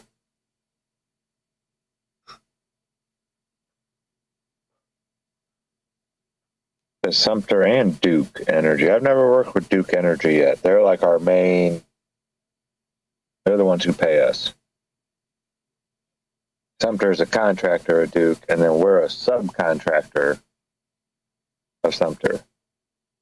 But we also do work straight with Duke, and with Pike, and with Blythe. All utility companies, just different utilities. Like the Spectrum guys, they don't use traffic.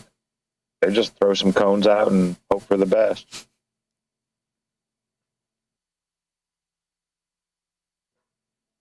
Sounds about Which I how guess they do their you could internet. do.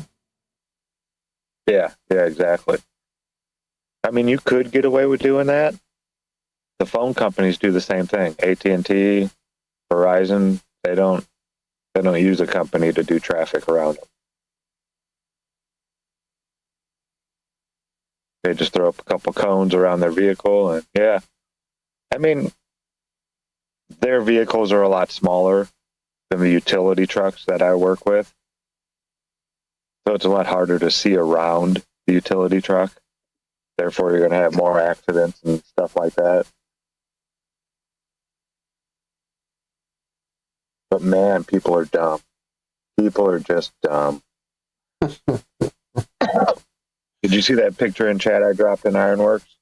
You had to download it. For some reason, it wouldn't let me just share the straight picture. And then I put a question underneath it. Which lane would you choose? Left, middle, Where or did right? you put it? In the IRONWORX chat? This morning? No, it's Oh, yeah, Friday. I see it Friday. I got yeah. you. Yeah, So can you bring that up and share it, Walter? Could you share that with people? yeah, I can. We had people going down the left lane. Oh, I'm sure. Not while cars are coming, mind you. But yeah, they thought that the left lane was the lane that you should be in. So you got your left lane with the red truck coming at you, the middle lane, or the right lane, which has 3 cones in front of it. There were people trying to drive around the 3 cones in the right lane. Well, yeah. While there's work trucks right behind the cones. This was at the very beginning. And people were already messing up. I was like, now, the part I don't get to show you here is that they're already traveling down the middle lane. We already have the right lane closed off on this side of the road behind where I'm taking the picture for like a good 200 yards.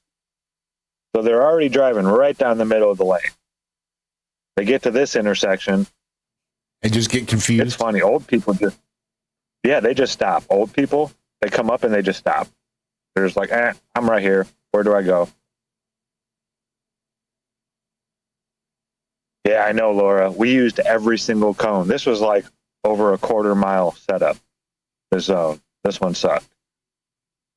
But we didn't have enough cones to do anything else with.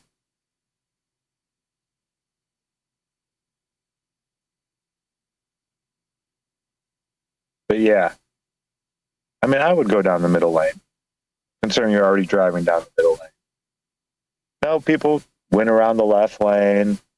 Mind you, no cars were coming at the time, but yeah, they got in that left lane. People drove around those cones in between that little sign and that cone on the right to go down the right lane. Like, what are you people doing? Just follow the cones.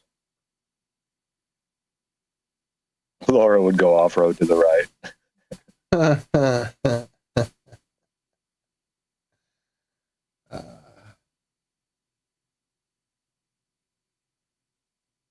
It's fun. It's an interesting job, to say the least. Yeah, Justin, I saw yours too. I thought that was quite funny. Is that serious or is that like a joke? Apparently, let me go back. Apparently, Mr. B says he plans to make 30 people use Microsoft Teams for a whole year. And the last person standing takes home $1 million.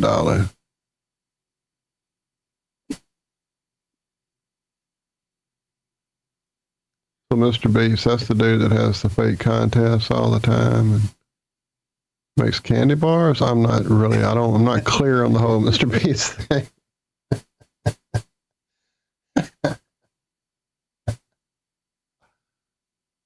It's kind of like the Kardashians. I'm proud to say I've never watched an episode of Mr. Beast nor the Kardashians. Same here.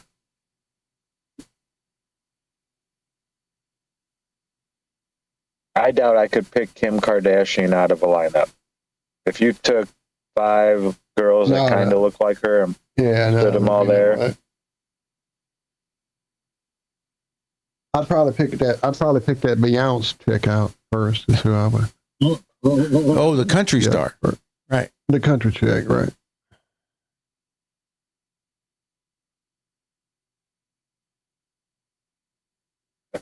Goodness.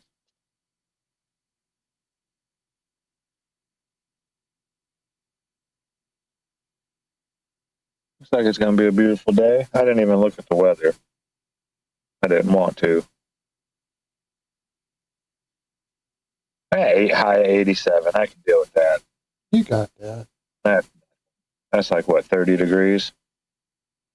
Crazy people.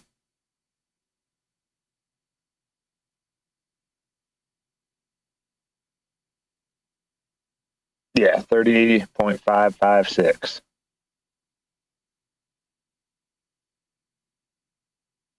And then people ask, is 30 degrees Celsius hot? Yes. 30 degrees Celsius or 86 degrees Fahrenheit is generally considered hot, according to some sources. Damn hot. While some individuals may find it comfortable, many would perceive it as warm to hot, especially for outdoor activities.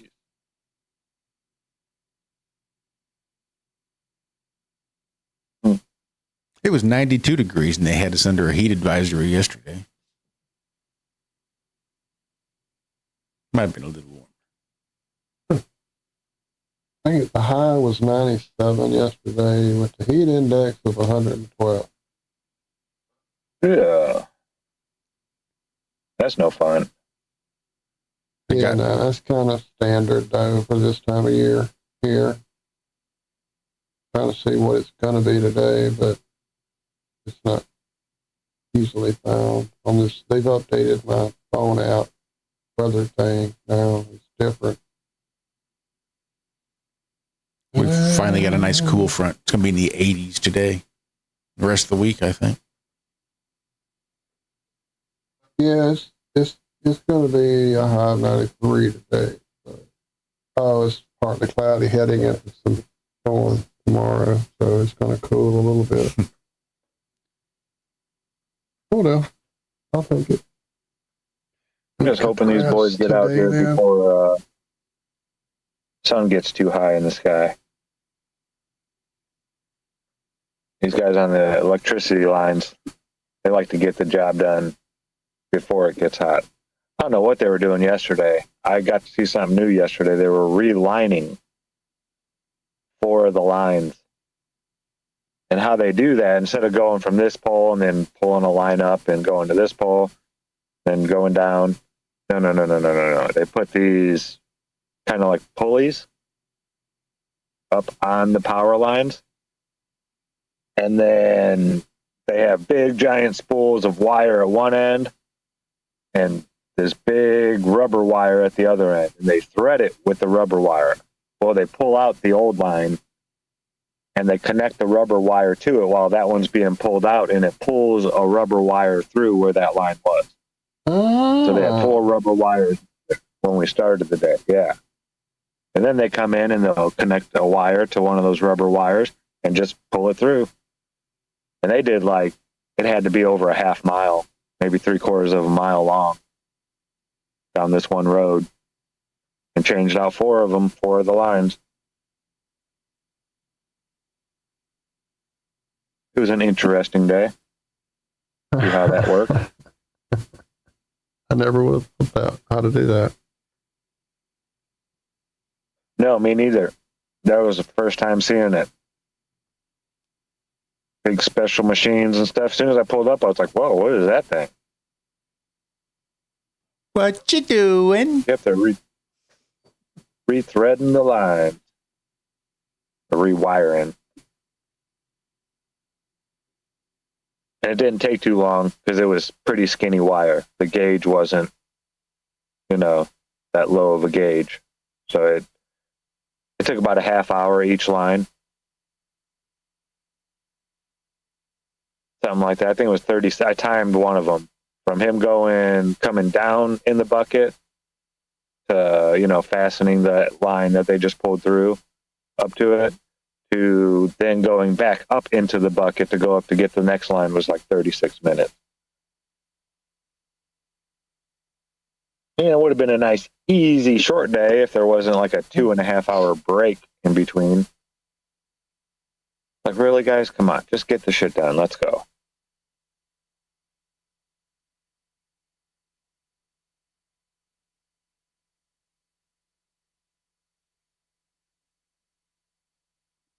Interesting day.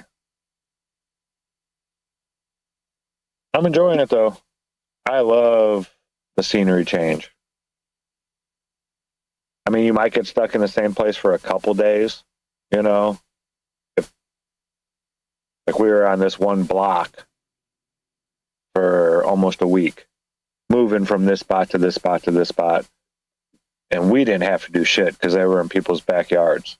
So we just put cones around their trucks. That was it. For a week straight on one block. So it can get kind of boring and tedious. But it could be much worse. I've done much worse for less. How you going, bitch?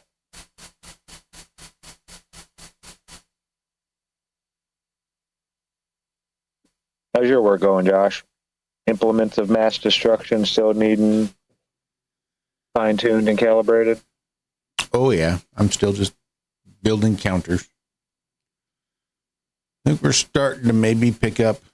I see a lot of new faces out in that shop, so I suspect we've done a pretty large hiring for some machinists.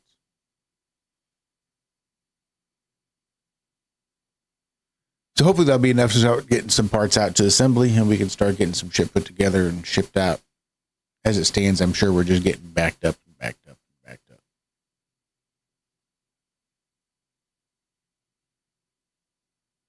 Well, good morning, gentlemen. Good morning, What's up, Andrew. Andrew? I have just started listening, and all of a sudden I heard Zack talking about something like wires. And I was like, uh-oh, I have to call in and say something. I didn't catch the entire thing, but, you know, I happen to know a couple things about wires and cables and things like that, but Yeah, cool. these are big wires. You're doing... being hung on the relining the power lines. I've done power lines. Yep. Yeah, those are. It's pretty cool work. See how it's actually done. A lot of people. Oh yeah, I used to think that their power NIPSCO, from- that was Northwest Indiana Power Supply Company, NIPSCO. You know, you'd see 3 guys standing around and 1 guy digging a hole. I'm like, those are the laziest fuckers ever. Well, granted, line workers do a lot of standing around from time to time. But when they are working, you don't want to be up there doing what they're doing. Even if it's only for an hour or 2 a day. Like, they come down from the power lines and they have to wear these big, giant insulated suits. Because the power lines are alive, granted, while they're working on them. Oh yeah. And they'll come down from up there, and it'll only be like 85 degrees out, you know, not horrible down on the ground. They will pull this sleeve off their arm that they're wearing, turn it upside down, and like a cup or more of sweat comes pouring out of that arm guard. Yeah, it's widely disgusting. considered to be one of the most dangerous jobs in the world, and I don't know if people have ever seen this before, including yourself, but there are these electricians that they have to service the high voltage power lines without taking them out of service. Meaning what they do is they have to get airlifted by a helicopter, and they have to use basically a Faraday cage of a mesh suit around their body, and they are literally crawling on parallel conductors, like phase A as an example. And yeah, it's fucking nuts. And it's like over 100 feet above the ground. It's like one of the most dangerous jobs in existence. But it's not just dangerous because of the fact that they are doing that. It's like if they make a mistake, there's no one there to help them.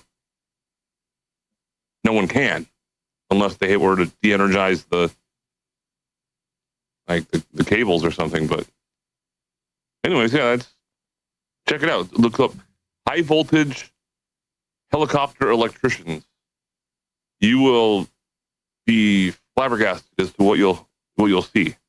And when they're working under regular conditions like training and whatnot, they just get like regular journeyman's wages, whatever that is for their location. But when they are actually doing that, they get hazard pay, which I've only met one guy in my entire work history that does that. And he said they get right around $500 an hour while they're doing that as their hazard pay.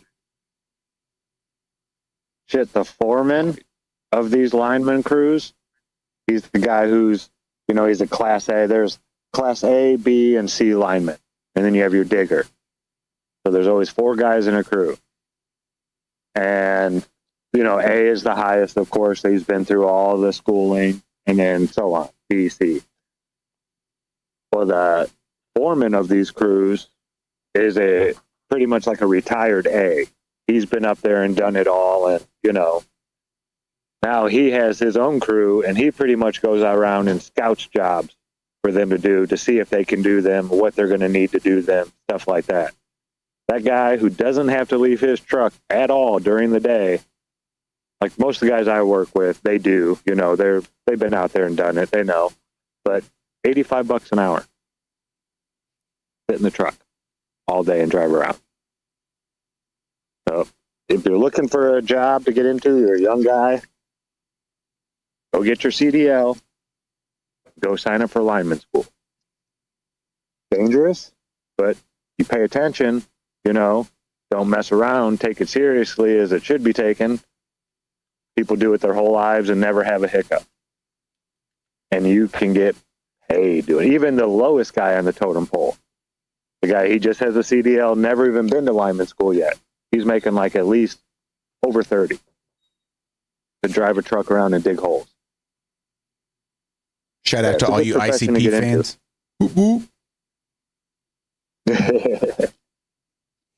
Did a song with Twisted called $85 an hour.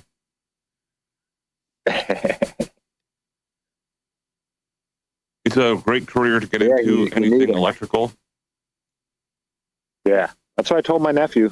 He was, he lives up there in Northwest Indiana by all the mills and stuff. And he was, going to become a laborer to go and work with a bunch of different building trades and then figure out what trade he wanted to do. I was like, well, bud, it ain't that much fun. And there's more schooling than all the other trades, but you're going to get paid the highest.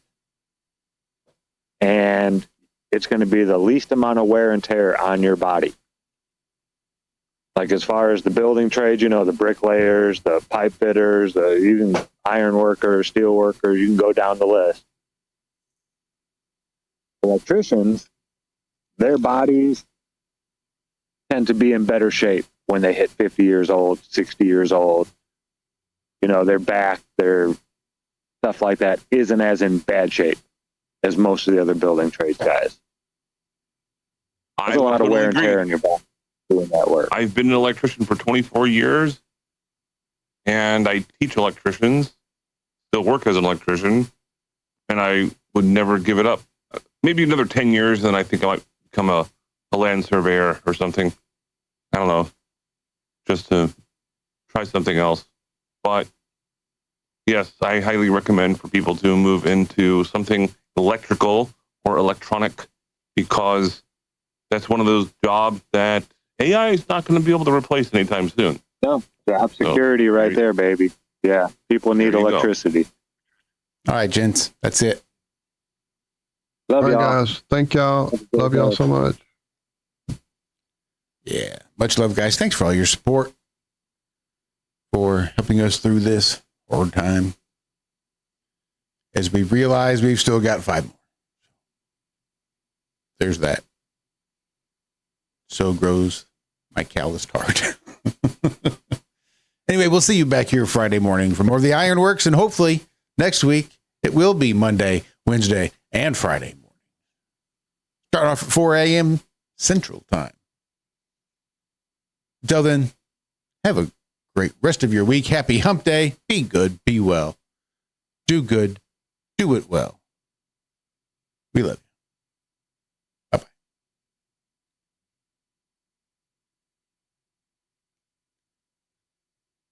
Chilling at the studio. Chilling at the studio. $85 an hour. So hurry up and loop a beat, Mike. Come on.